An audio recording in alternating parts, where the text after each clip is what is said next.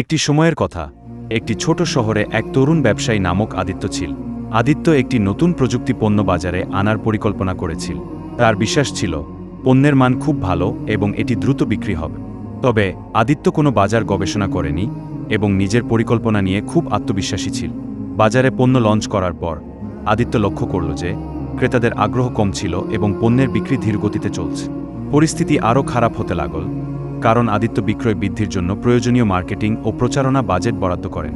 কিছু মাস পরে আদিত্য উপলব্ধি করল যে তার ব্যবসা পথে বড় ধরনের ধস নামছে।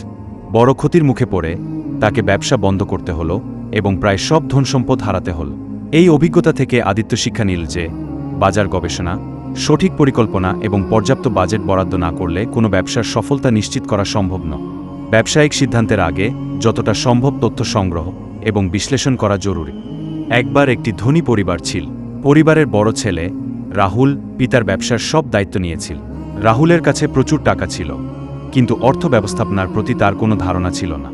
একবার একটি ধনী প্রথম দিকে রাহুল হঠাৎ বড় বড় কেনাকাটা শুরু কর, বিলাসবহুল গাড়ি, দামি জামাকাপড় এবং অবসর যাপন করার জন্য বিদেশ সফর, সব কিছুতেই তিনি ব্যয় করতে লাগলেন।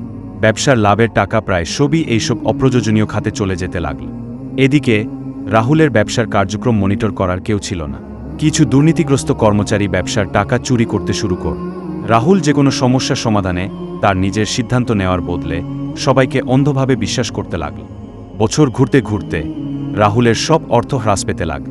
ব্যবসা লাভের পরিবর্তে ক্ষতির সম্মুখীন হতে লাগ। ব্যাংকের দেনা বাড়তে লাগল এবং একসময় তার সমস্ত সম্পত্তি বিক্রি করে দিতে হল। অবশেষে রাহুল ধনী থেকে গরিব হয়ে গেল।